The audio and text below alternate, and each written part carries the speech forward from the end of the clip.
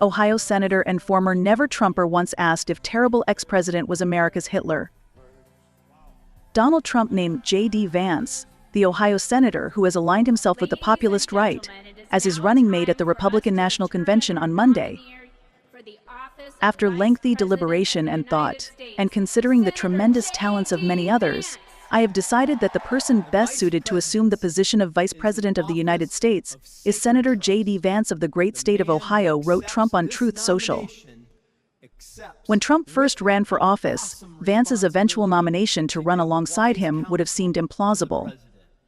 Vance, a venture capitalist who rocketed into the public eye with his 2016 memoir-turned-Netflix movie Hillbilly Elegy, was once among Trump's conservative critics.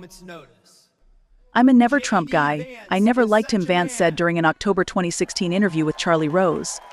Trump was, by Vance's estimation at the time, a terrible candidate.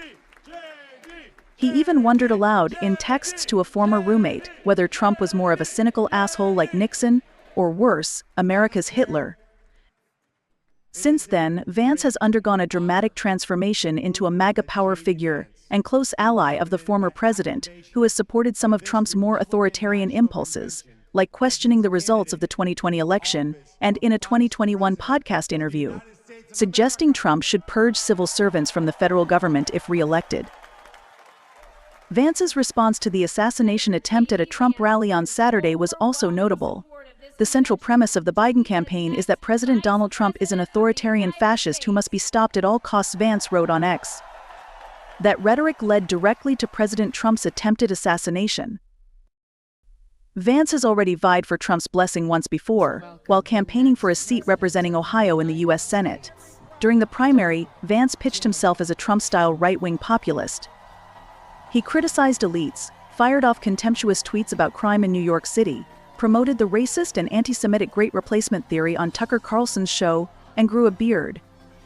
He faced a storm of negative ads from the conservative, free market-oriented Club for Growth, which pointed to his past identity as a never-Trumper as proof of his funniness.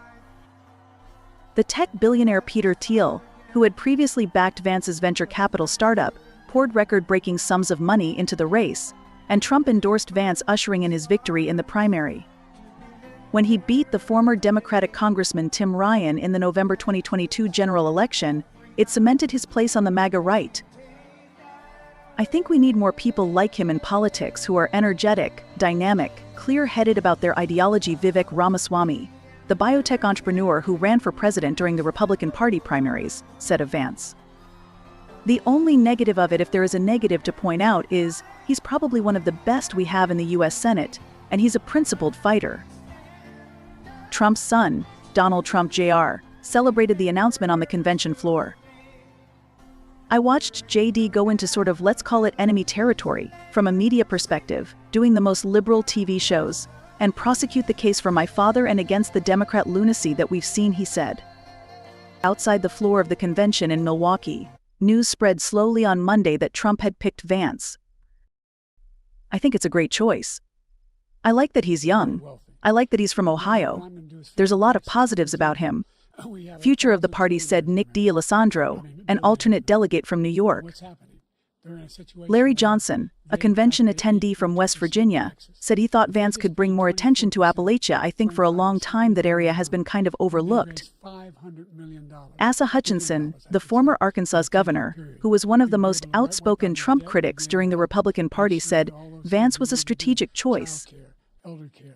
In an early response from the Democratic Party, the Democratic National Committee chair, Jamie Harrison, wrote that the Trump-Vance ticket would undermine our democracy, our freedoms, and our future. In office, Vance has consistently aligned with the populist right, calling into question the U.S.'s role in foreign conflicts and backing right-wing domestic legislation.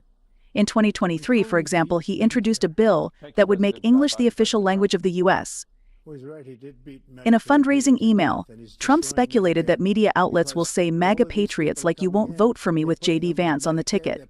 "Now's the time for us to prove them wrong."